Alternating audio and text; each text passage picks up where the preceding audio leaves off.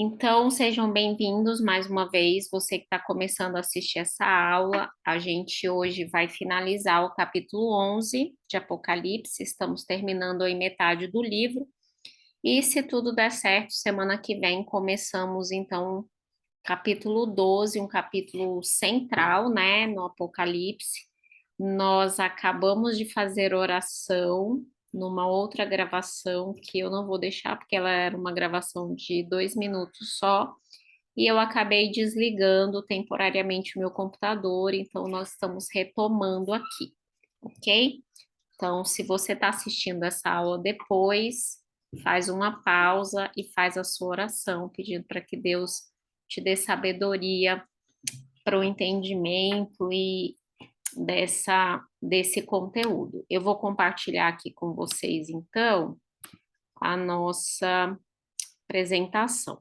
Então, nós estamos no capítulo 11, né, de Apocalipse, e nós vamos dar continuidade aqui no versículo 3. E nós vamos ler, hoje nós vamos estudar até o versículo 13.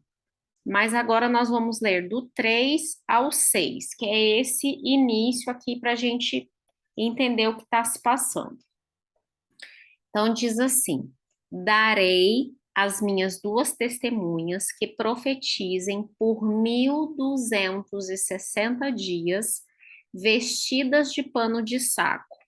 São estas as duas oliveiras e os dois candeeiros que se acham em pé diante do Senhor da terra. Se alguém pretende causar-lhe dano, sai fogo da sua boca e devora os inimigos. Sim, se alguém pretender causar-lhes dano, certamente deve morrer. Elas têm autoridade para fechar o céu para que não chova durante os dias em que profetizarem. Têm autoridade também sobre as águas para convertê-las em sangue, bem como para ferir a terra com toda sorte de flagelos, tantas vezes quanto quiserem. Muita informação, né, gente? Então, vamos começar a destrinchar aqui essas informações. Então, esse texto, ele começa com esse verbo aqui, darei, né, que é na verdade, um verbo que, desta maneira como ele é colocado, ele mostra que essas duas testemunhas, elas são comissionadas por Deus. Então, elas têm uma ordem, né, uma licença direta de Deus para testemunharem, elas são as testemunhas dele, tá? É um comissionamento direto divino, tá? Então, isso aí já é bem importante. E as duas testemunhas, por que são duas? E aí eu queria ler com vocês algumas passagens para a gente entender por que que é duas testemunhas, né? Por que que não sete, que é um número que aparece tantas vezes no Apocalipse, né? Por que que não 10? Por que que não três? Vamos lá. Vamos ler primeiro Deuteronômio 19:15. Deuteronômio 19:15. Vamos lembrar que o livro de Deuteronômio é um livro em que Moisés, ele relembra ao povo de Israel as leis, né? Ele faz ali um apanhado geral das leis.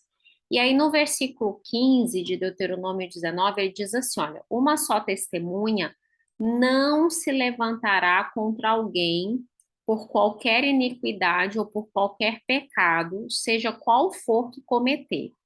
Pelo depoimento de duas ou três se estabelecerá o fato.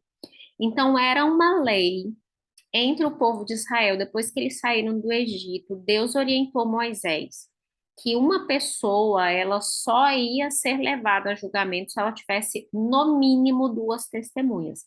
Então, duas testemunhas é o número mínimo, né, de testemunha suficiente para atestar um fato. Olha só, então, para atestar um fato, eu precisava de pelo menos duas testemunhas.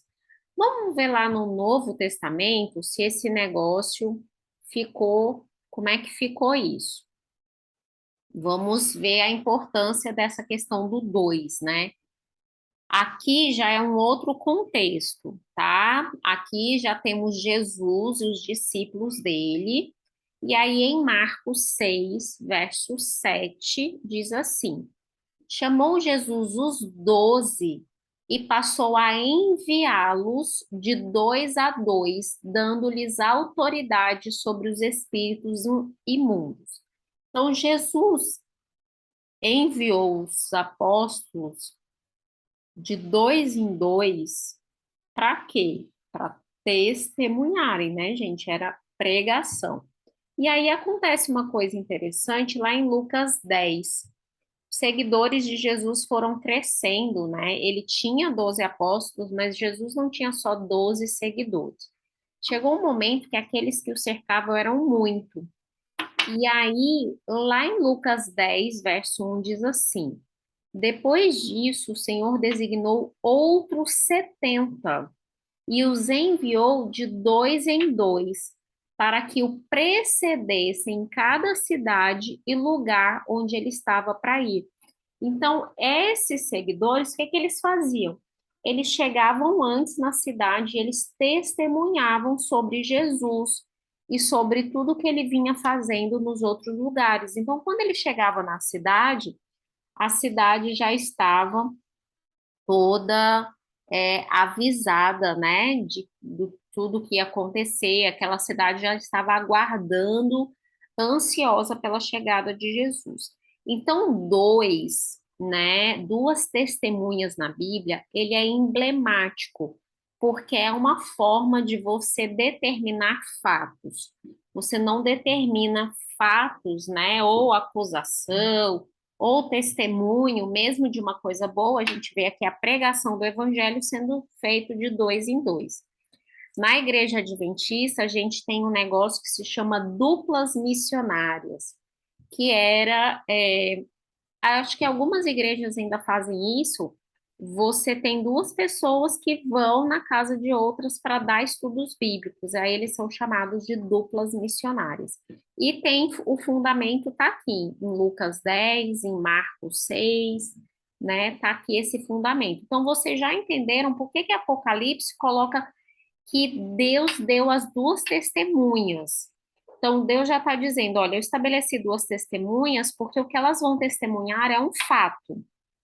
E aí vem a grande pergunta: que se você digitar Apocalipse 11, as duas testemunhas, vai aparecer no Google um monte de coisa assim: quem são as duas testemunhas? Quem são as duas testemunhas? Então, vamos colocar aqui para vocês algumas possibilidades que são aventadas, tá? Então, poderia ser a lei e os profetas. Lembram que Jesus falava bastante isso, né? Quando ele estava na terra, ele diz: olha, a lei e os profetas. Ele falava isso para remontar todo o conteúdo do Antigo Testamento. A lei e o evangelho poderia ser. Muita gente diz, e vocês vão entender daqui a pouco por quê. Muita gente diz que essas duas testemunhas poderiam ser Moisés e Elias, ok? Eles viriam, ressurgiriam né, e seriam essas duas testemunhas. E também tem gente que diz, não, não vai ser literalmente Moisés e Elias, mas vão ser dois profetas que no tempo do fim, nos últimos tempos, vão agir como Moisés e Elias agiram. Então, eu vou colocar aqui para vocês qual é a posição que nós, como Igreja Adventista, sustentamos hoje. E não é uma posição única, ok? Não é uma posição única, é uma posição que uma coisa combina com a outra, tá?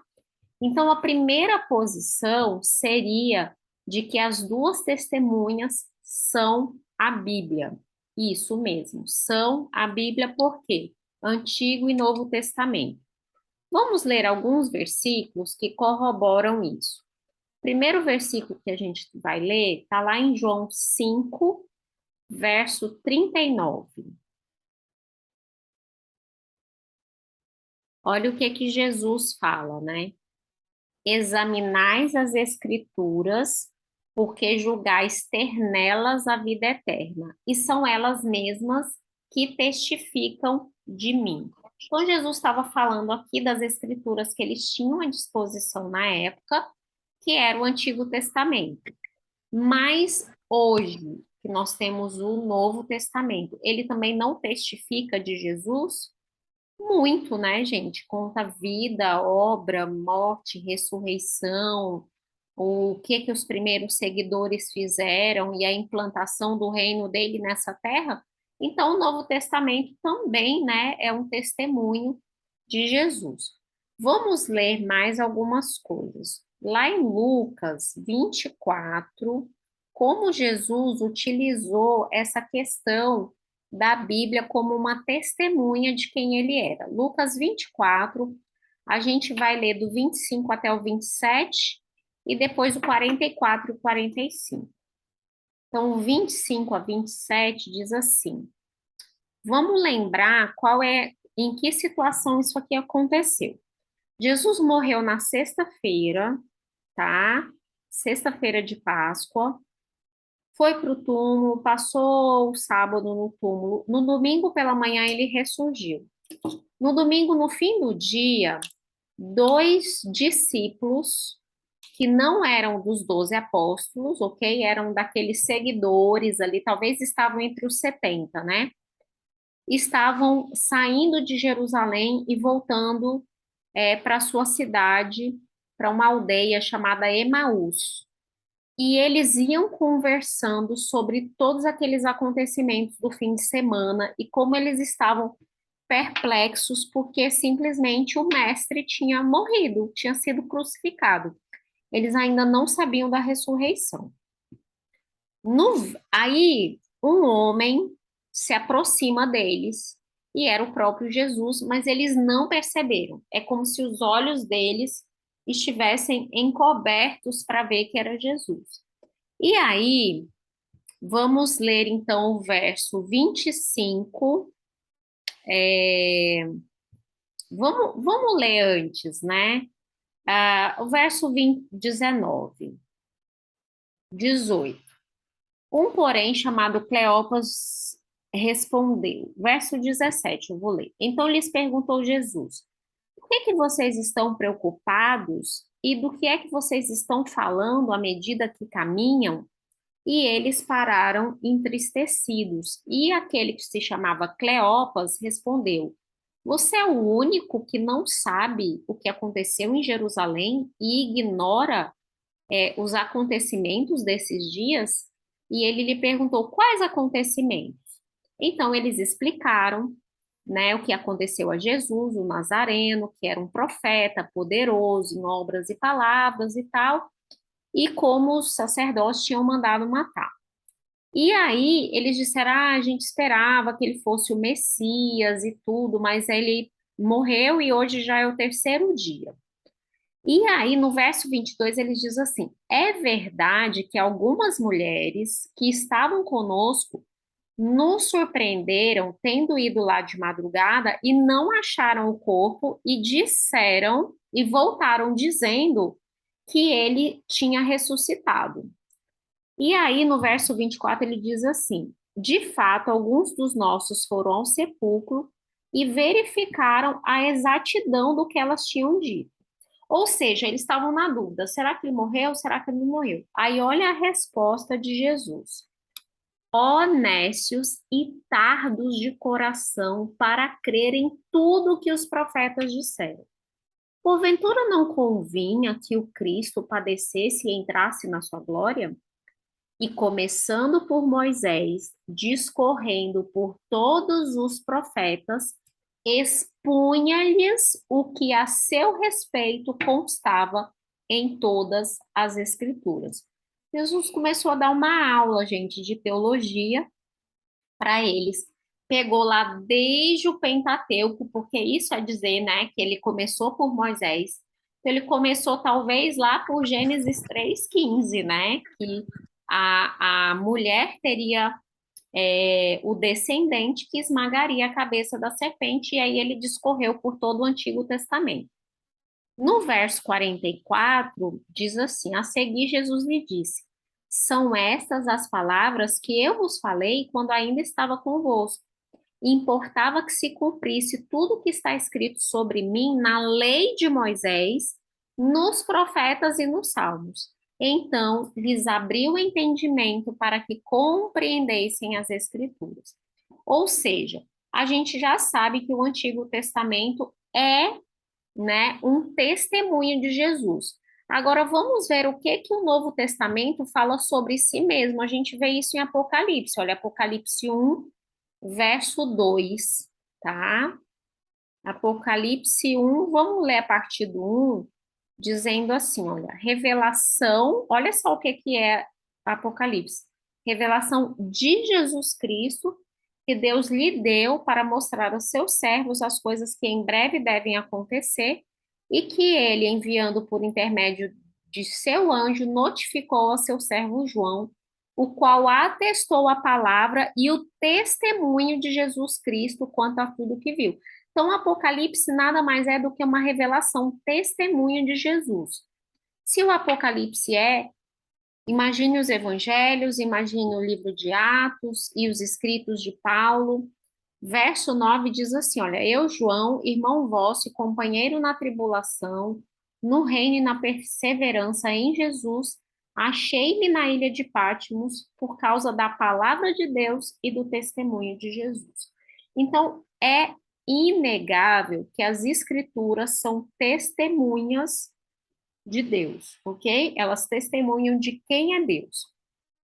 Mas existe uma outra questão, que é o próprio povo de Deus ser uma testemunha sua, ok? Então, o povo de Deus poderia ser essas duas testemunhas. Vamos ler o que é que Jesus fala sobre isso lá em João 15, verso 27.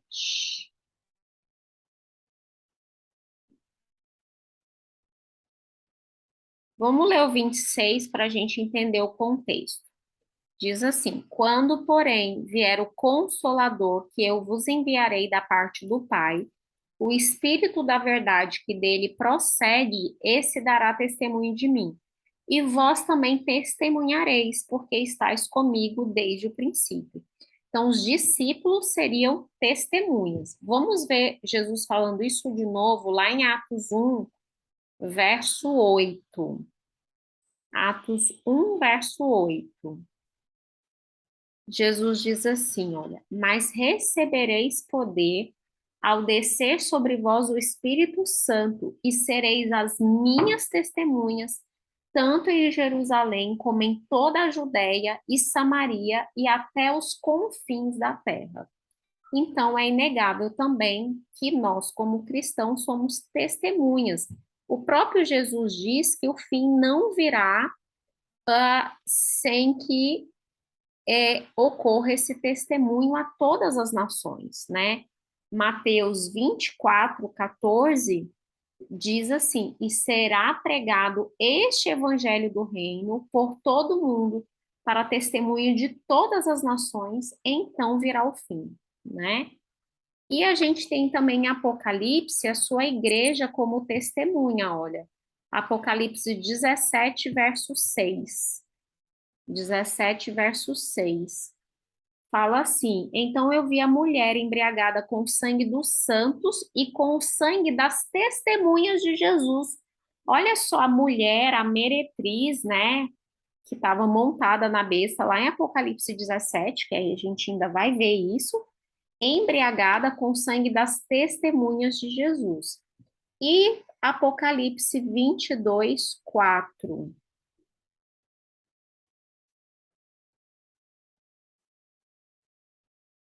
Hum. Não, gente, eu acho que eu coloquei isso errado aqui. Vamos tirar. Vamos tirar isso aqui, que isso aqui não pertence aqui. Pronto. Desculpe. Então, nós somos também testemunhas. Então, o que que a gente poderia concluir? Quem são as duas testemunhas que durante 1260 dias testemunham vestidas de pano de saco? A gente já vai entender daqui a pouquinho o que que é esse pano de saco. Essas duas testemunhas, a gente poderia dizer que é o povo de Deus dando testemunho, ok? De tudo aquilo que está na Bíblia acerca de Jesus, ok? Então a gente poderia dizer que é esse conjunto. Então, eu posso dizer que é a Bíblia, o Antigo e o Novo Testamento, sim, mas a Bíblia, ela é veiculada, né, pelos cristãos, né? São os cristãos que pregam a Bíblia, ok? Então tem que, a gente faz esse casamento aqui do povo de Deus usando o poder da Bíblia, ok? Então vamos lá. Então vamos entender um pouco mais dessas duas testemunhas, tá? Então, essas duas testemunhas, a gente já leu que elas estão vestidas de pano de saco. E o que que é o pano de saco? É, gente, tem uma pessoa me ligando. Deixa eu só avisar.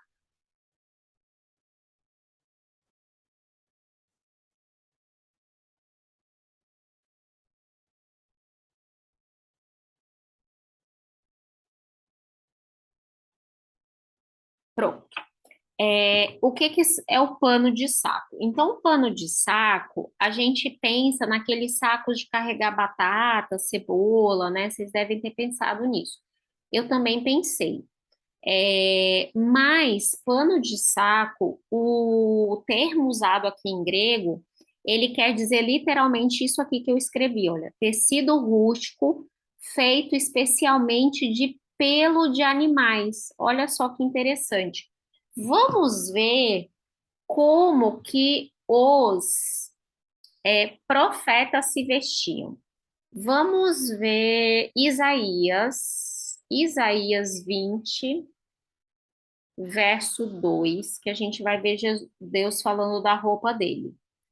Isaías 20, verso 2, diz assim, olha, nesse mesmo tempo falou o Senhor por intermédio de Isaías, filho de Amós, dizendo, vai, solta dos teus lombos o pano grosseiro de profeta, olha, era um tecido grosseiro, né? E tira dos teus pés o calçado. Assim ele o fez, e indo despido e descalço. A gente sabe que Isaías recebeu essa profecia e ele encenou, né, por um tempo, estando sem essa cobertura, sem essa roupa de cima, né? Lá em Mateus, capítulo 3, fala como que era a roupa de João. Dizia assim, olha, Mateus 3, verso 4. Ora, João usava vestes de peles de camelo e um cinto de couro, e a sua alimentação eram gafanhotos e mel silvestre.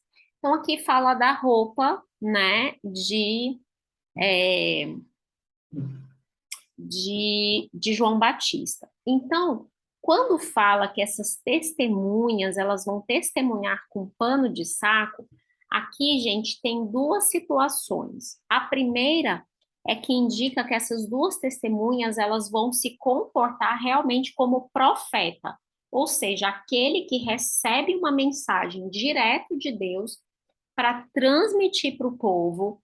É só lembrar de João Batista, de Isaías, é um povo que clama por arrependimento, por retorno aos caminhos de Deus. E a outra coisa é que é assim, a roupa de pano de saco, ela também é conhecida como a roupa do luto, né? Lá no Antigo Testamento, quando uma pessoa, né, perdia alguém, falava assim, aí fulano se vestiu de pano de saco. Ou seja, ele se vestia com uma roupa muito rústica, era uma roupa feita de pelo de animal, uma coisa bem rústica mesmo. E eu li até num lugar que essa roupa era assim, era meio que um saco costurado mesmo, só com aquele negocinho aqui de pôr o pescoço e os braços, assim. Então, era como se a pessoa tivesse vestindo um saco, assim, para o nosso entendimento. Igual aquelas roupinhas de boneca que a gente fazia, né? Quando era os meninos aqui não, mas nós meninas talvez já fizemos roupinhas de boneca que a gente só cortava aqui o lugarzinho do pescocinho e o lugar de colocar os bracinhos e ficava aquele saquinho que a gente ainda arrumava um cintinho para elas. Mas é isso. Então, essas testemunhas, elas estão vestidas como quem profetiza, e elas estão vestindo como quem está de luto. Por quê? Porque elas testemunham durante 1260 dias e nós já estudamos domingo passado o que significam os 1260 dias. Os 1260 dias é aquele período, também conhecido como 42 meses, em que o povo de Deus é perseguido pela igreja, que é, na verdade, não só uma igreja, mas ela é uma igreja oficial, ela é o Estado, ela é a dona do poder. Então, os 1260 dias aqui, que as testemunhas testemunham com pano de saco, é um momento de perseguição, é um momento em que a própria Bíblia é perseguida, a Bíblia é escondida da maioria das pessoas, né? Na igreja mesmo, só tinha acesso à Bíblia aqueles clérigos que já tinham galgado um nível de estudo muito grande. Então, só naqueles mosteiros de grandes universidades eles tinham acesso à Bíblia, porque os demais eles tinham acesso, na verdade, ao catecismo, tá? O livrinho que já era preparado todo em latim, eles tinham acesso àquilo, mas eles não tinham acesso à Bíblia, né? A gente vê, por exemplo, Martinho Lutero, ele passa a ter acesso à Bíblia quando ele está crescendo nos estudos dele, já indo lá, como se fosse hoje assim, para um mestrado, um doutorado, né? Mas o restante não tinha acesso. Mas nós tínhamos fiéis, nós tínhamos verdadeiros cristãos que tinham acesso à Bíblia. E aí vamos lembrar dos valdenses, né? Os valdenses, na verdade,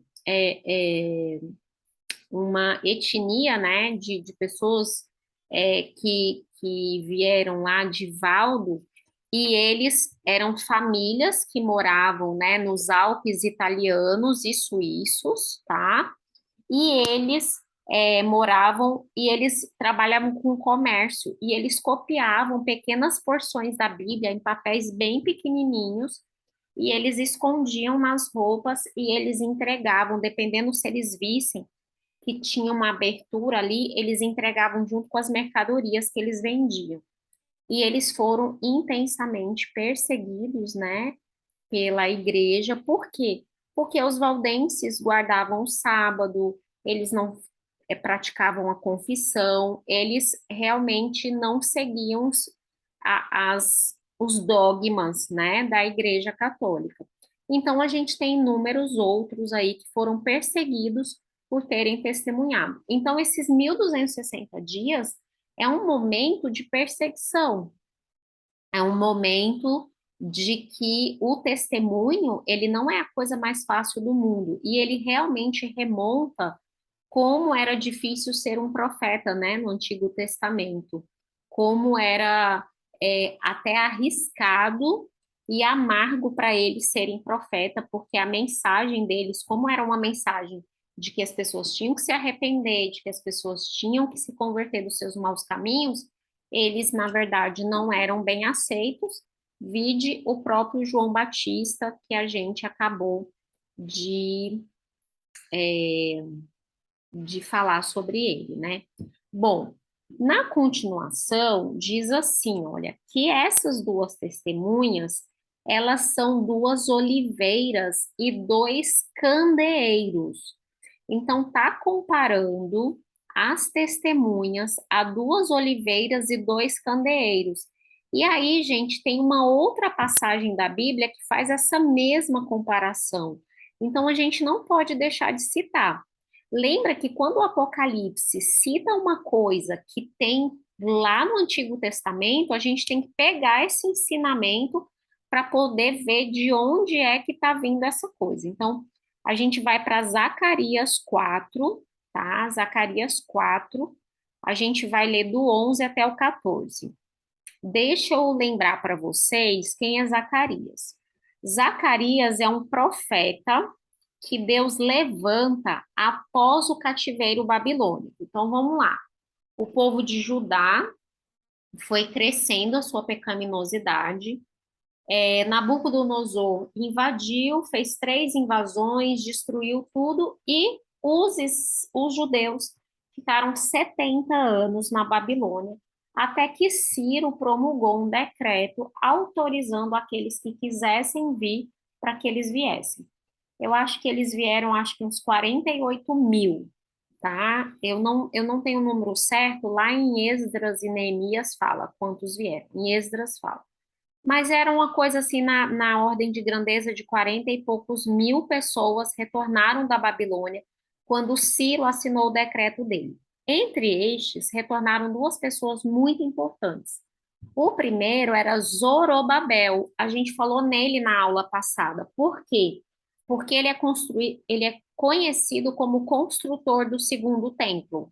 Ele era chamado Templo de Zorobabel, porque Zorobabel era o governante, é como se ele fosse o prefeito de Jerusalém, na época que os cativos voltaram da Babilônia, e ele vem para realmente promover essas mudanças políticas e tal. Ele era o político.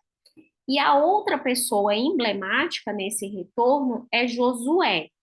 E não confundam com Josué, que entrou o povo na terra de Canaã, né, gente? Que viveu aí uns 7 séculos antes, tá?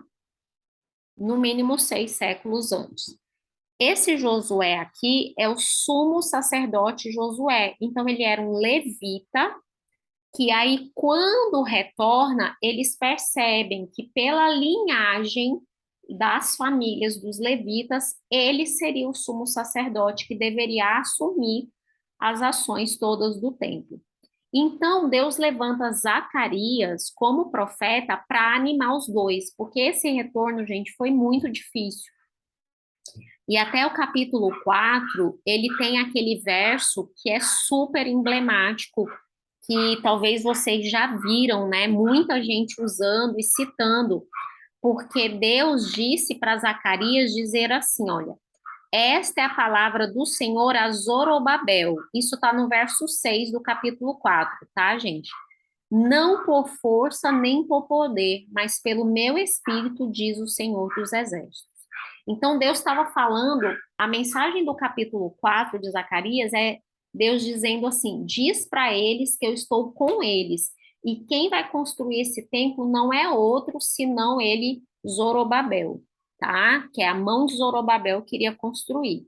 A partir do verso 11, no meio dessa profecia que Zacarias recebe, Deus diz assim: prossegui e lhe perguntei: quais são as 2 oliveiras, à direita e à esquerda do candelabro?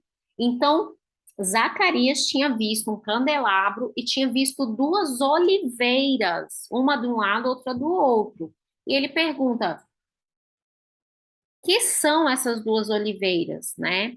E aí ele pergunta, tornando a falar, lhe perguntei: o que são aqueles 2 raminhos de oliveira que estão junto a 2 tubos de ouro e que vertem de si um azeite dourado? E ele respondeu: não sabes que é isso? E eu disse: não, meu senhor. Então ele disse: são os meus 2 ungidos que assistem junto ao Senhor de toda a terra. Então, quem eram os ungidos aqui, gente? Zorobabel e Josué, tá? Então aqui Deus estava dizendo, olha, eles são minhas testemunhas, eles são meus ungidos. Eu os comissionei e eles são minhas testemunhas, eles assistem perante mim, eu que sou o Senhor de toda a terra. Então, quando em Apocalipse 11, gente, desculpa que o Tomás quer aparecer. Para de vai falar.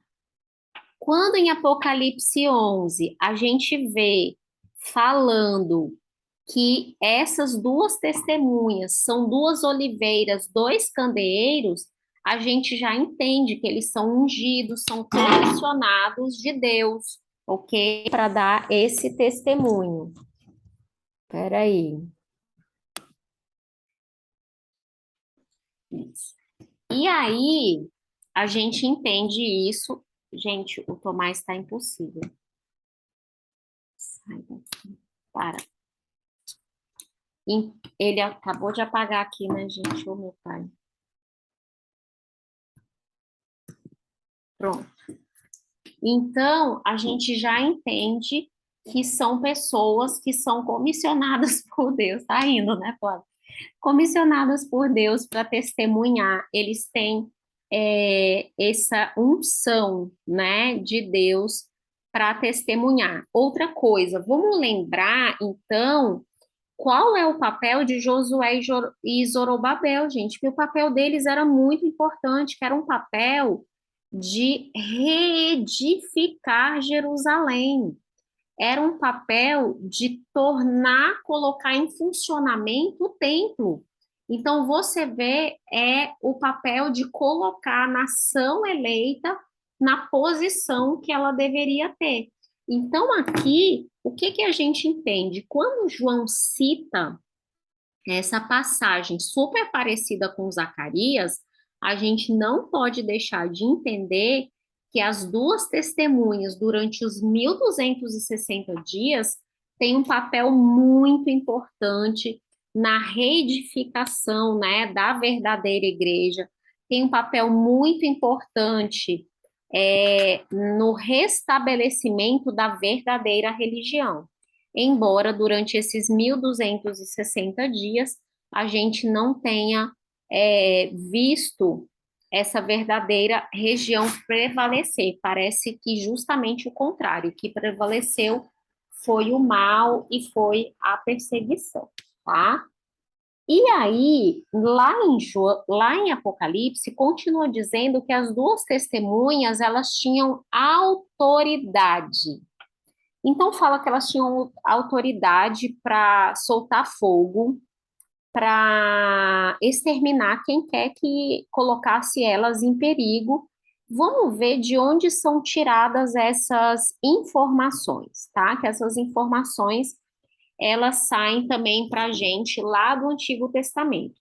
Eu coloquei aqui, olha, Êxodo de 7 a 11, e aqui, gente, tem a ver com as pragas do Egito, né? As pragas do Egito, a gente sabe que Moisés foi dado a ele autoridade para testemunhar em frente a Faraó, pedindo para que o povo saísse. E qual foi a autoridade que ele recebe? De transformar água em sangue, a autoridade de colocar pragas, justamente as coisas que a gente acabou de ler em Apocalipse 11, que as duas testemunhas têm autoridade. Vamos ler então Jeremias 5,14. Vamos lá. Então, Jeremias 5,14. Vamos ver a autoridade que Jeremias recebe. Jeremias 5,14 diz assim, olha. Portanto, assim diz o Senhor, o Deus dos exércitos: visto que proferiram eles tais palavras, eis que converterei em fogo as minhas palavras na tua boca, e a este povo em lenha, e eles serão consumidos. Ou seja, Deus estava falando aqui então que o povo ia ser consumido porque não tinha acreditado nas profecias de Jeremias, no testemunho que Jeremias estava dando. Outra pessoa que recebeu autoridade também foi o próprio Elias, né, gente? Lá em 1 Reis 17, 1 Reis 17, 1, diz assim, olha. Então Elias, o tesbita dos moradores de Gileade, disse a Acabe: tão certo como vive o Senhor Deus de Israel, perante cuja face estou, nem orvalho nem chuva haverá nestes anos, segundo a minha palavra. E quanto tempo, gente, ficou sem chover? Mais ou menos 3 anos e meio. Ficou sem chover porque Elias disse que ia ficar sem chover. Então, ou seja, Deus dá autoridade às suas testemunhas. E ele também promete castigos contra aqueles que subvertem a sua palavra. Vamos usar essa palavra aqui. Vamos agora lá para Apocalipse 22. Apocalipse 22, versos 18 e 19. Diz assim: a todo aquele que ouve as palavras da profecia deste livro, eu testifico. Se alguém lhe fizer algum acréscimo, Deus lhe acrescentará os flagelos escritos neste livro. E se alguém tirar alguma das coisas da palavra do livro desta profecia, Deus tirará a sua parte da árvore da vida, da cidade santa e das coisas que se acham escritas neste livro. Ou seja, tanto a Bíblia tem uma autoridade que a gente tem que ter cuidado, a gente não pode acrescentar e não tirar, e nem tirar a parte dela, como também as próprias testemunhas, né, que Deus comissiona, têm autoridade. Mas o que a gente viu realmente foi, durante esse período, as verdadeiras testemunhas de Deus, elas testemunharam sendo perseguidas, vestindo pano de saco, né, e toda aquela situação. Então, vamos prosseguir lá em Apocalipse 11. A gente já entendeu quem são as duas testemunhas, é o povo de Deus com o poder da sua palavra testemunhando. A gente já entendeu que ela testemunha durante 1260 anos, né? Que é aquele período de hegemonia papal, né? O período da Idade Média, da Idade Escura. E aí agora acontece uma coisa muito interessante. Então vamos dar seguimento no verso 7. Tá? No verso 7 acontece assim, as testemunhas estão lá testemunhando e acontece uma situação no verso 7, diz assim: a gente vai ler do 7 até o 10, tá? E diz assim: quando tiverem eles concluído o seu testemunho que devem dar, a besta que surge do abismo pelejará contra elas e as vencerá e matará. E o seu cadáver ficará estirado na praça da grande cidade, que espiritualmente se chama Sodoma e Egito, onde também o seu Senhor foi crucificado. Então, muitos dentre os povos, tribos, línguas e nações contemplam os cadáveres das duas testemunhas por 3 dias e meio e não permitem que esses cadáveres sejam sepultados. Os que habitam sobre a terra se alegram por causa deles e realizarão festas e enviarão presentes uns aos outros, porquanto esses dois profetas atormentaram os que moram sobre a terra. Então, gente, a situação para as duas testemunhas já estava difícil. Elas já estavam testemunhando sob perseguição. Mas quando acaba os 1260 anos, o que que acontece? Surge uma besta do abismo, e essa besta que surge do abismo, ela simplesmente mata as duas testemunhas. Vamos então tentar entender, né, essas figuras que surgem aqui. Quando nós estudamos o quinto selo, a gente entendeu o que é abismo, ok? Então vamos rememorar lá há meses atrás a gente viu que abismo é um poço sem fundo, local de morada de anjos caídos e demônios, ok? Então, se a besta ela surge do abismo, essa besta ela recebe a autoridade do próprio Satanás, ok? Então, ela surge e ela vem com ideias satânicas, tá? Sugere, então, a origem demoníaca dessa besta. Quando a gente for estudar o capítulo 13, que vai ser daqui a algumas semanas, eu vou explicar para vocês o que é besta, ok? De início, já vou lhes dizer: besta é uma autoridade política exercendo o poder religioso, ou vice-versa, poder religioso exercendo autoridade política. É sempre uma união de duas coisas, ok? Então, a besta que surge do abismo, a gente tem aqui, então, é um poder político que surgiu depois de uns 1260 anos e matou as testemunhas. Matou, forma de dizer, né, gente? Que aqui lembra que a gente está estudando profecia apocalíptica, é tudo simbólico. As duas testemunhas, na verdade, não é assim, todas as testemunhas de Jesus morreram. Não, não é isso. Então, essa besta que sobe do abismo, ela vem depois dos 1260 dias. Esse período dos 1260 dias, ele está lá em Apocalipse 13. Apocalipse 13, verso 5. 13, verso 5, que diz assim, olha, foi-lhe dada autoridade que proferia arrogâncias e blasfêmias. Desculpa, gente. Foi-lhe dada uma boca que proferia arrogâncias e blasfêmias e autoridade para agir por 42 meses.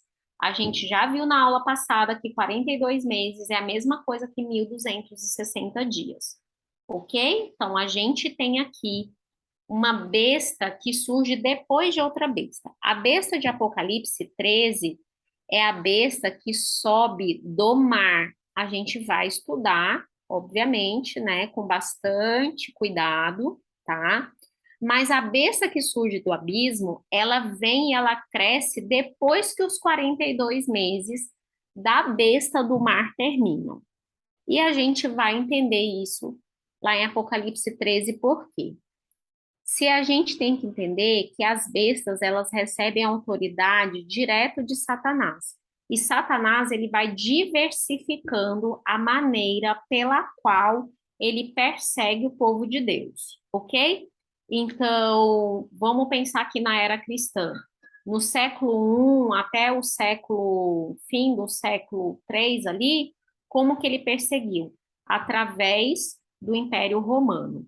E aí o Império Romano começou a decair e tal, aí ele começa uma outra forma de perseguição, que é a perseguição pela própria igreja que se tornou o Estado, uma igreja que recebe poder político e começa a exercer, né, uma autoridade religiosa que começa a exercer autoridade política, e aí a gente tem a besta que sobe do mar.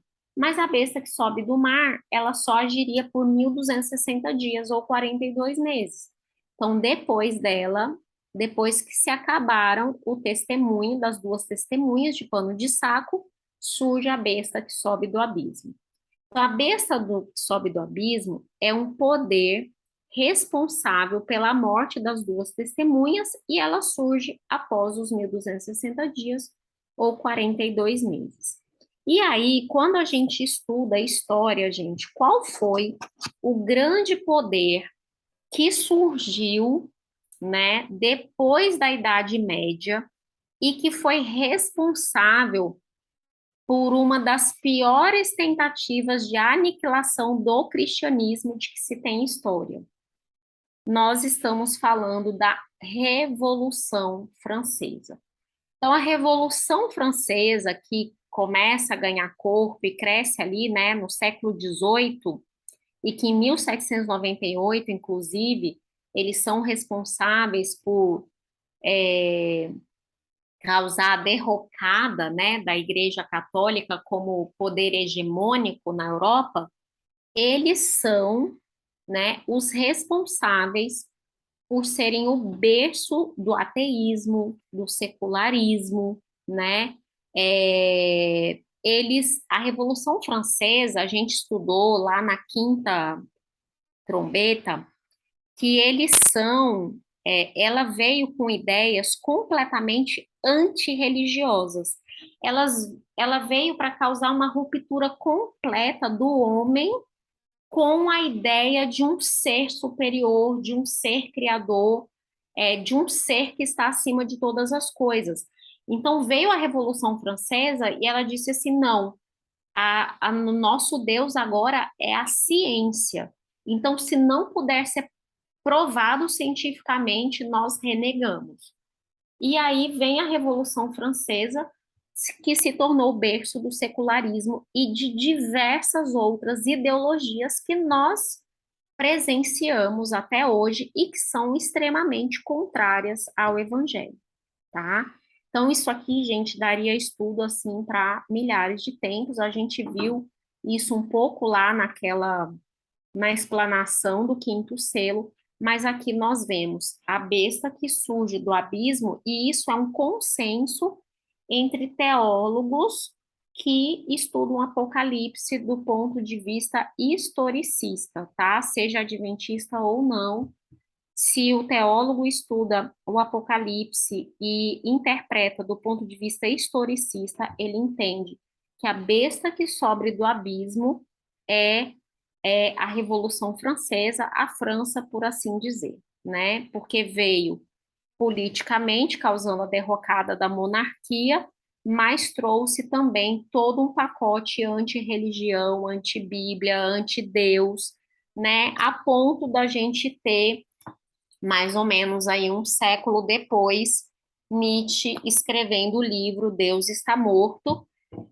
e nada mais é do que fruto realmente de todas essas ideologias que tem como berço essa grande revolução e que mudou completamente o pensamento do mundo ocidental, né? Não existe Ocidente como a gente conhece hoje, não existiria se não existisse, não tivesse existido a Revolução Francesa, tá?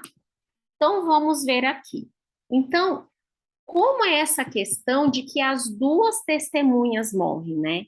A morte das duas testemunhas, gente, ela acontece porque ela simboliza a rejeição, né? A rejeição da mensagem das duas testemunhas.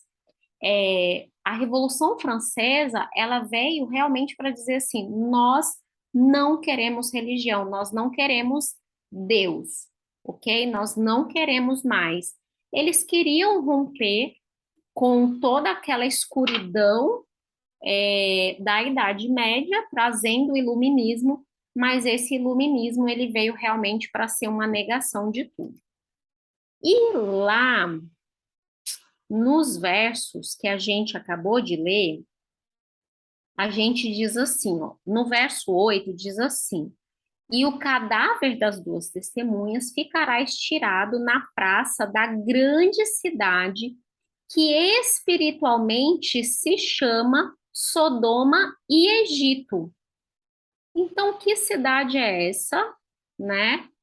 Que se chama Sodoma e Egito ao mesmo tempo. Então, a gente tem que pegar o que essas cidades representam lá no Antigo Testamento, o que esses locais representam no Antigo Testamento, para a gente entender que essa cidade lá onde a besta matou as duas testemunhas, por que essa cidade se chama Sodoma e Egito?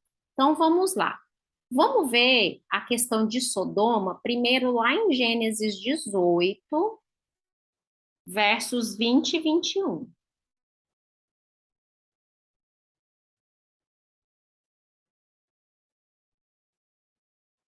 Gênesis 18, verso 20 e 21, diz assim: "Disse mais o Senhor: com efeito, o clamor de Sodoma e Gomorra tem se multiplicado, e o seu pecado se tem agravado muito. Descerei e verei se de fato o que eles têm praticado corresponde a esse clamor que é vindo até mim, e se assim não é, sabê-lo-ei." Então, nós conhecemos a história de Sodoma e Gomorra, aquelas duas cidades tão perversas que Deus decide por exterminar, né, as cidades e seus moradores, e nós sabemos que de lá só saiu o sobrinho de Abraão, que era Ló, com as duas filhas e a esposa, mas a esposa olhou para trás e se transformou numa estátua de sal. A partir dessa história, gente, Sodoma se torna um sinônimo de degradação moral, de pecado, de maldade, de perversidade, degradação de costumes sexuais. Até hoje, nós usamos, né, esse nome para algumas coisas. Por exemplo, em termos de sexualidade, nós usamos a expressão sodomia, né, para indicar um tipo de relação sexual que a Bíblia não aprova. Mas vamos ver como na época do Antigo Testamento esse nome já realmente significava essa perversidade. Vamos lá em Jeremias 23, 14. Jeremias 23, 14, Deus diz assim: nos profetas de Jerusalém vejo coisas horrendas. Eles cometem adultério, andam com falsidade e fortalecem a mão dos malfeitores, para que não se convertam cada um da sua maldade. Todos eles se tornaram para mim como Sodoma, e os moradores de Jerusalém como Gomorra. Ou seja, para Deus já ficou que aqueles que cometiam perversidade, que eram degradados moralmente, tinham se transformado em Sodoma. Lá em Isaías também fala disso, olha, Isaías 3, versos 8 e 9.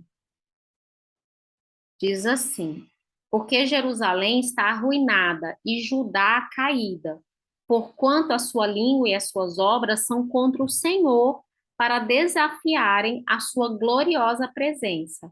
O aspecto do seu rosto testifica contra eles, e como Sodoma, publicam o seu pecado e não o encobre. Ai da sua alma, porque fazem mal a si mesmos. Ou seja, toda degradação, de maldade, de pecado, realmente ficou aí ligado ao nome de Sodoma, tá? E o nome do Egito, né? Tá ligado a quê? Vamos lá para Êxodo 5, verso 2. Essa frase que a gente vai ler agora, gente, ela se torna extremamente emblemática, tá? Por quê? Deus manda Moisés no Egito para ser uma testemunha para Faraó, para poder mostrar para Faraó quem era Deus e para pedir que o povo saísse de lá para adorar a Deus. Mas aí, Faraó, ele diz uma frase para Moisés. Ele diz assim: respondeu Faraó: quem é o Senhor para que eu lhe ouça e deixe ir a Israel? Não conheço o Senhor, nem tampouco deixarei ir a Israel. Então, quando o Faraó diz que ele não conhece a Deus, quem estuda a profecia pega essa frase para corresponder que Egito, quando aparece o Egito em profecia, ele está ligado ao ateísmo, é essa negação de Deus. Não conheço o Senhor, ou seja, para mim não faz diferença, não faço a menor ideia de quem seja, não conheço, não quero conhecer, tem, né? É aquela história. Então ficou ligado a, ao Egito essa coisa do ateísmo, ok? Da negação de quem é Deus. Lá em Ezequiel também mostra outra vertente que ficou ligada ao Egito, tá? Outra coisa negativa que ficou ligada ao Egito. Ezequiel 32, verso 11 e 12.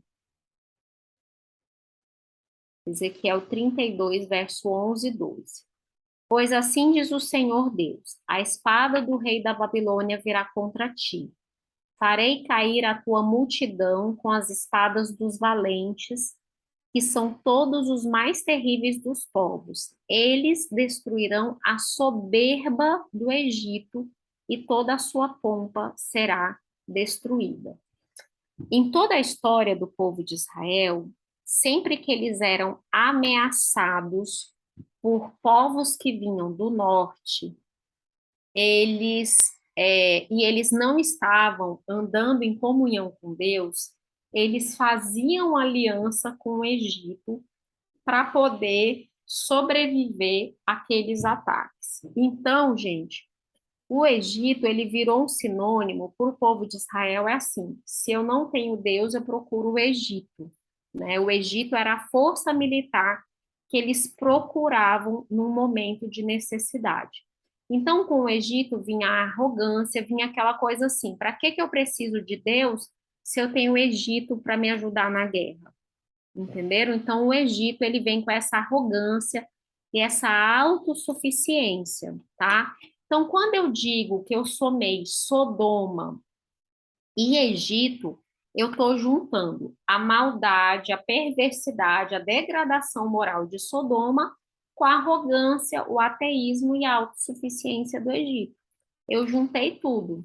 Lá em Amós, Deus faz uma profecia contra o povo e ele diz justamente, ele une essas duas coisas. Amós 4, versos 10 e 11. Amós 4, versos 10 e 11 diz assim: Enviei a peste contra vós, outros, à maneira do Egito. Os vossos jovens eu matei à espada, e os vossos cavalos eu os deixei levar preso. E o mau cheiro dos vossos arraiais fiz subir aos vossos narizes. Contudo, não vos convertestes a mim, disse o Senhor. Subverti alguns dentre vós, como Deus subverteu a Sodoma e Gomorra, e vós fostes como um tição arrebatado da fogueira. Contudo, não vos convertestes a mim, diz o Senhor. Ou seja, quando o povo une arrogância, degradação moral, autossuficiência, é difícil, mesmo os castigos de Deus promoverem uma conversão, tá? Lá em Apocalipse 11, fala que essa cidade foi aonde crucificaram, né, o Senhor. Aqui, gente, nada mais é do que realmente uma passagem que lembra a gente de que se o próprio Cristo foi perseguido e crucificado, quem são as suas testemunhas e os seus seguidores para não serem também, né? Perseguidos e mortos. E fala que os corpos deles vão ficar estirados por 3 dias e meio. Aqui eu encontrei só uma citação dizendo que seria aqui uma alusão a um dia para cada ano, né, de testemunho, vamos dizer assim, mas é só uma alusão realmente de tempo.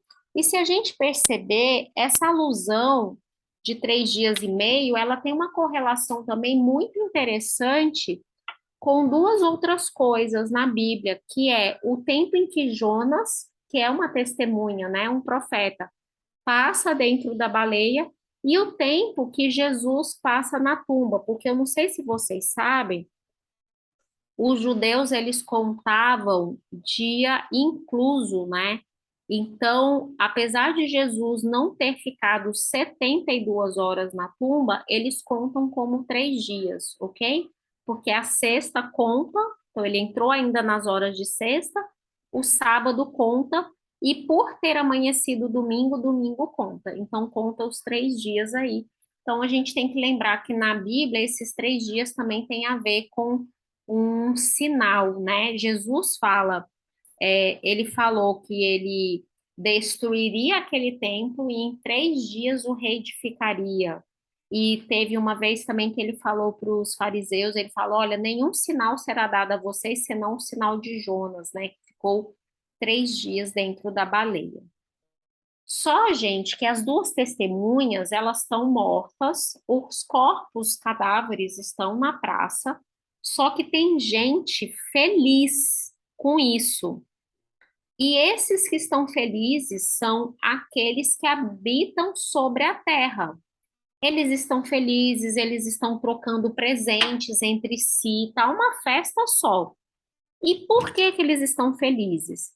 Porque o verso 10 ele explica: os que habitam sobre a terra se alegram por causa deles e realizarão festas e enviarão presentes uns aos outros, porquanto esses dois profetas atormentaram os que moram sobre a terra.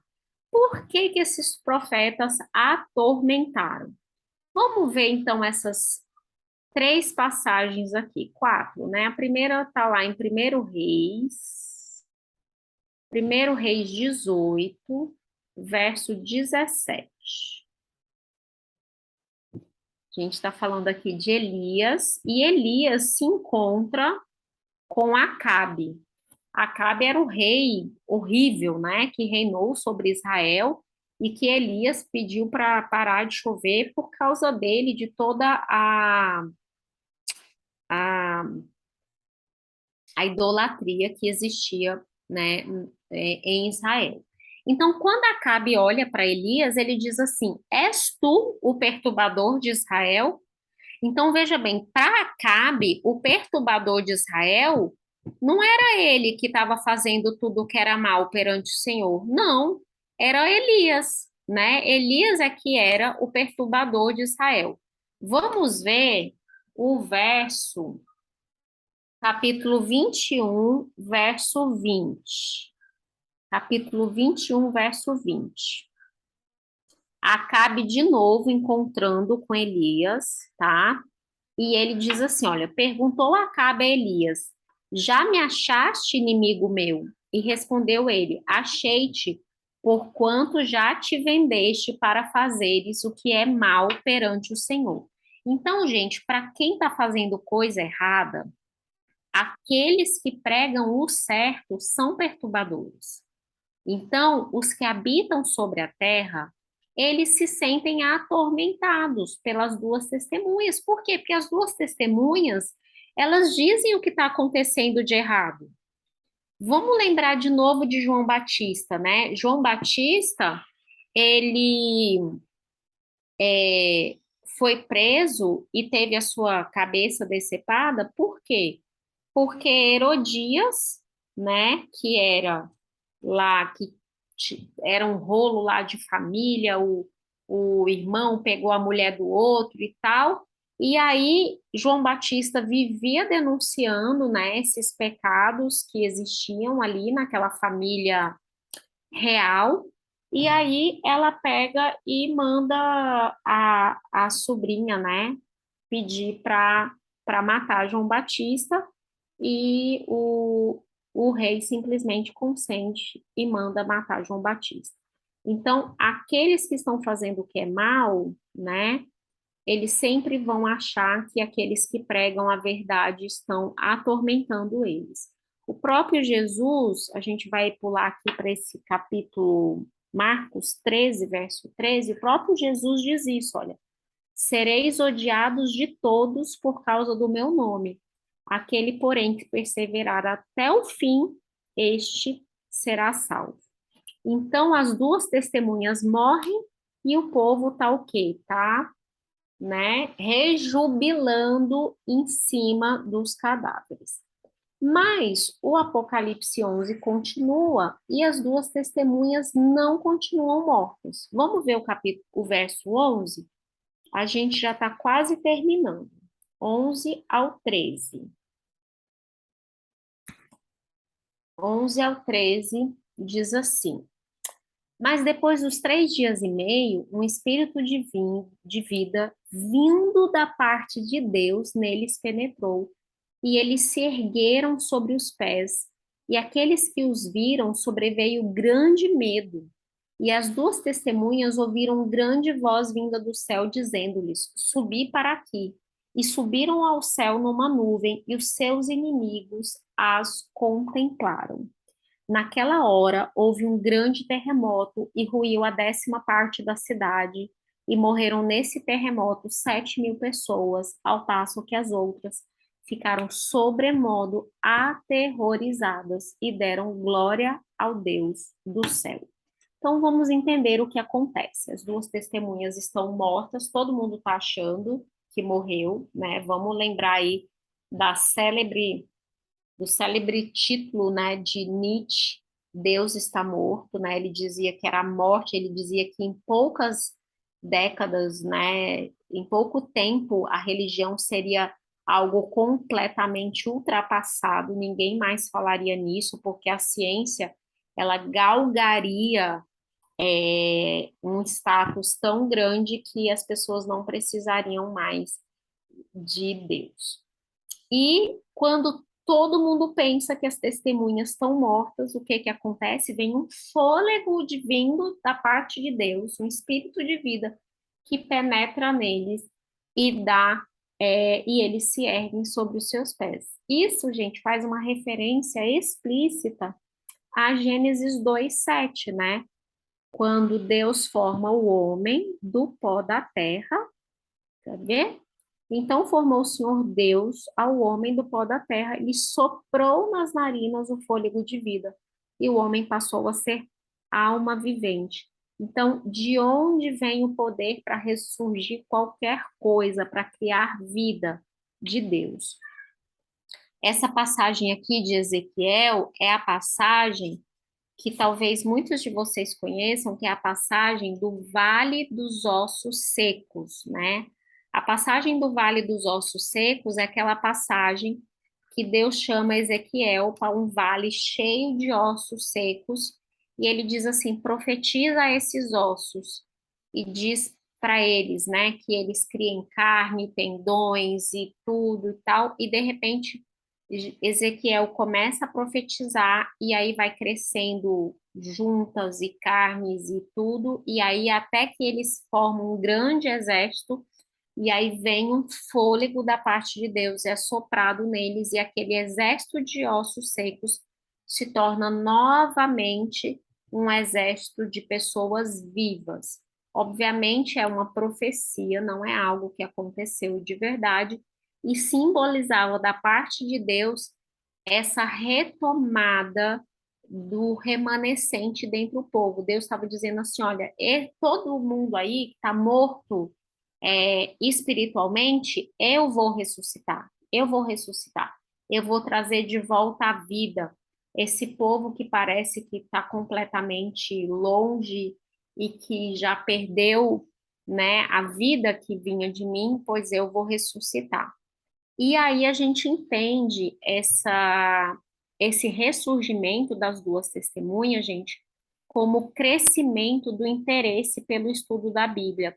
Vocês têm que se lembrar que em história, e aí a profecia traduz isso, as coisas não acontecem assim, até tal dia aconteceu tal coisa, a partir de tal dia aconteceu tal coisa. Não é assim, né? Por exemplo, se você falar assim, a independência do Brasil foi em 7 de setembro, né, de 1882. Sim, mas a independência, aquele grito que dizem que na verdade nunca aconteceu daquele jeito que é ensinado para gente, ele acontece, né, em um único momento.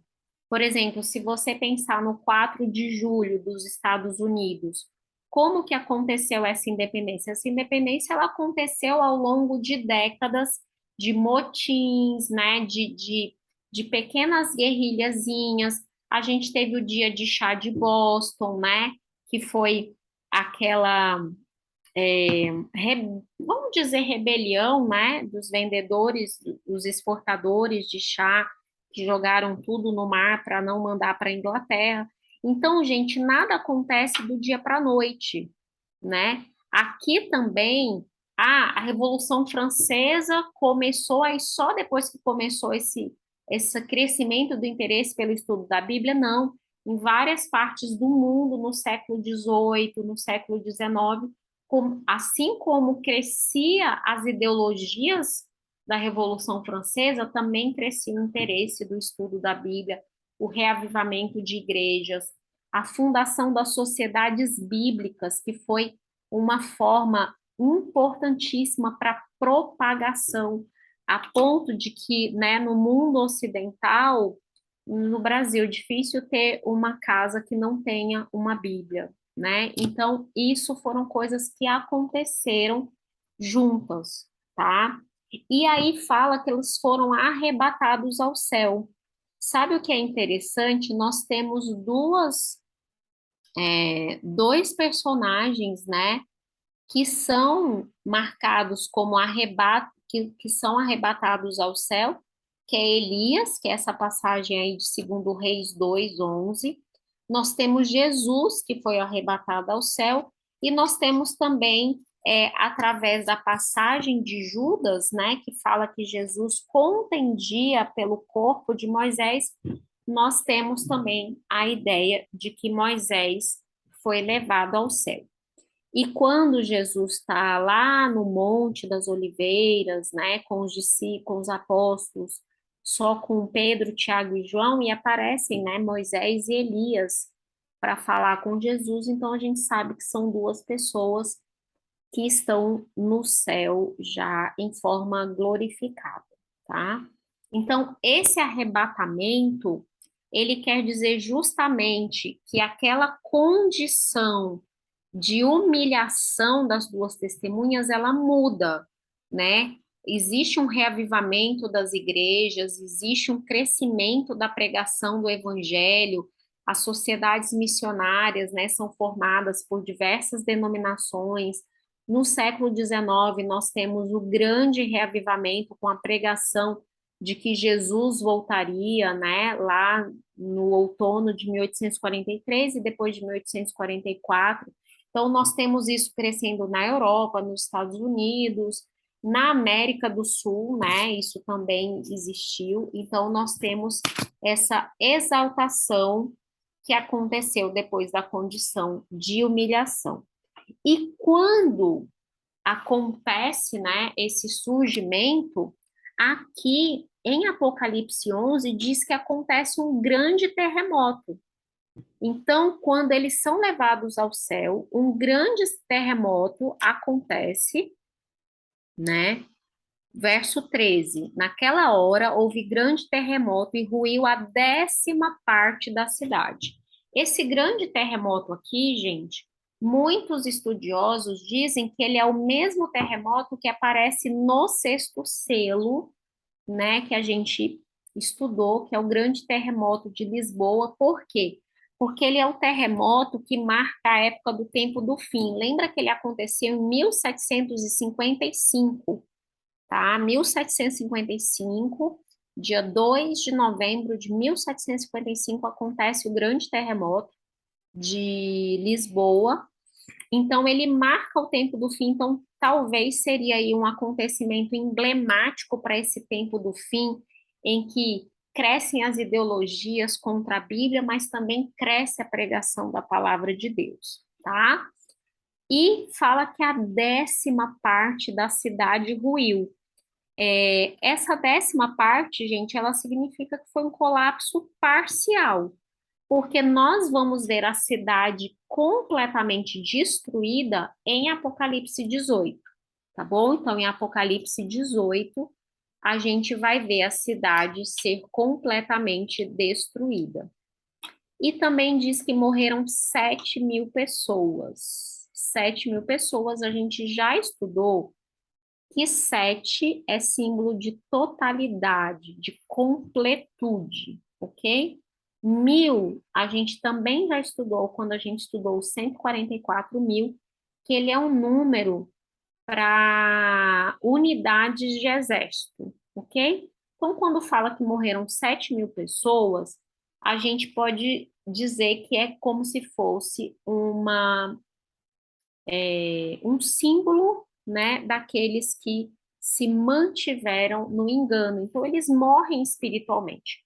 Eles estão mortos espiritualmente, assim como a 10ª parte da cidade, ok? Eles não aceitam, eles não se revigoram com as duas testemunhas, mas acontece algo muito importante, porque essas 7.000 pessoas morrem, mas aí tem uma vírgula, ao passo que as outras ficaram sobremodo aterrorizadas e deram glória ao Deus do céu. Então, esses são os nossos últimos versículos que nós vamos ler. Vamos ver lá em Daniel, isso acontecendo com o rei Nabucodonosor. Daniel capítulo 4, verso 34 a 37.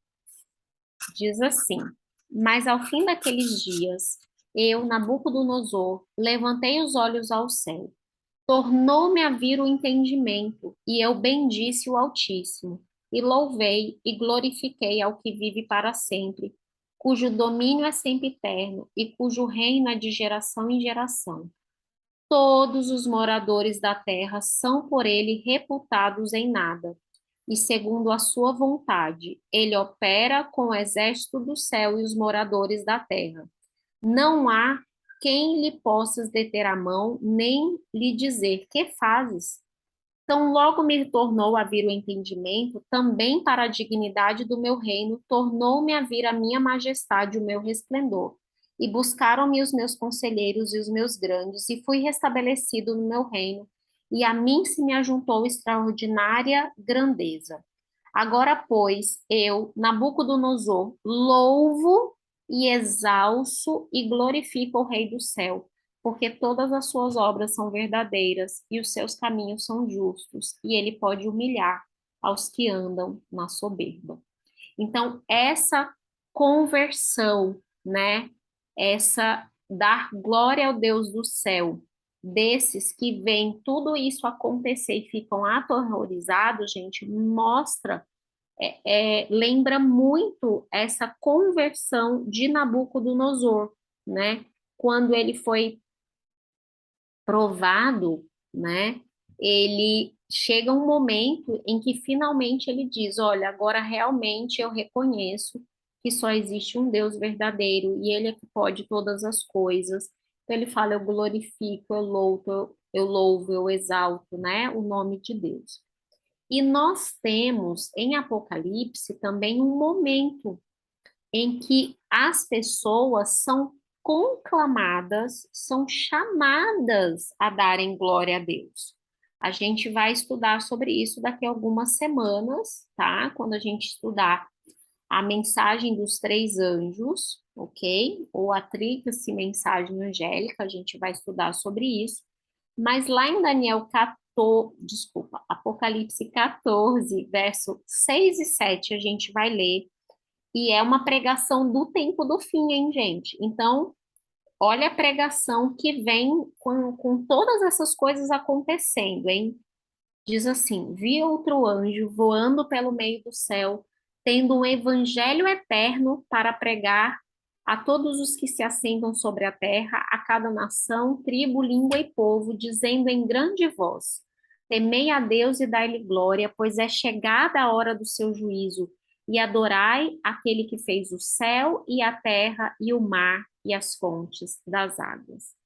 Gente, enquanto cresce o secularismo, o humanismo, o ateísmo e tantos ismos aí que distanciam as pessoas de Deus, também é o momento em que a mensagem cresce. Temei a Deus e dai-lhe glória, pois é chegada a hora do seu juízo, né? E adorai aquele que fez o céu, a terra e o mar e as fontes das águas. Então, a gente tem aqui uma importante lembrança, tá? De que nós temos uma mensagem a pregar enquanto todas essas coisas estão acontecendo, tá? Alguém escreveu aqui, Flávia colocou aqui, né, uma promessa mais que perfeita. É verdade, Flávia. Então, a gente vai ver, né, em Apocalipse 14, a importância do povo de Deus no tempo do fim, que vai ser justamente de proclamar essa mensagem, de proclamar que é momento de se dar glória a Deus e reconhecê-lo como o Criador de tudo, reconhecê-lo como realmente o único que é digno de adoração. Então, esse é o momento de nós retomarmos isso na cabeça das pessoas. Enquanto a gente tem aí ideologias que dizem, não, tanto faz, segue o que você achar melhor, o que importa é que você é uma pessoa do bem, uma pessoa boa. Não, nós temos a Bíblia, né, que diz que tem uma mensagem urgente, né, como o Robson diz aqui, que nós temos que dizer para todo mundo que existe somente um Deus verdadeiro e que existe uma maneira certa de adorá-lo, e a gente vai ver isso nos capítulos 13 e 14 de Apocalipse, tá, gente? Porque no capítulo 13 a gente vai ver a maneira errada de adorar, e aí no capítulo 14 a gente vai ver a maneira certa, ok? Então vamos orar. Diz assim, vamos lá. Querido Pai, amoroso Deus, quanta informação, Senhor. Eu imagino que nós temos pessoas aqui que talvez estão entrando em contato com o Apocalipse dessa maneira pela primeira vez. E talvez, Senhor, neste momento tenha mais confusão do que respostas. Mas nós pedimos, Pai, que o Teu Santo Espírito continue trabalhando esse conteúdo nas nossas mentes. Porque nenhum de nós sabe tudo, nenhum de nós sabe todas as coisas, nós estamos em aprendizado, mas nós queremos, Pai, saber tudo aquilo que vem de Ti. De hoje, Pai, o que fica em nossa mente é que nós somos Suas testemunhas, nós sabemos disso. E também, Senhor, nós sabemos que nós temos uma mensagem a pregar. Nós temos uma mensagem, Senhor, a dar para todo mundo, dizendo que só existe um Deus verdadeiro, e Ele é o Criador de todas as coisas, e Ele é o único digno de adoração. Obrigada por tudo. Esteja com cada um de nós e dê-nos uma boa semana, em nome de Jesus. Amém. Boa semana, gente.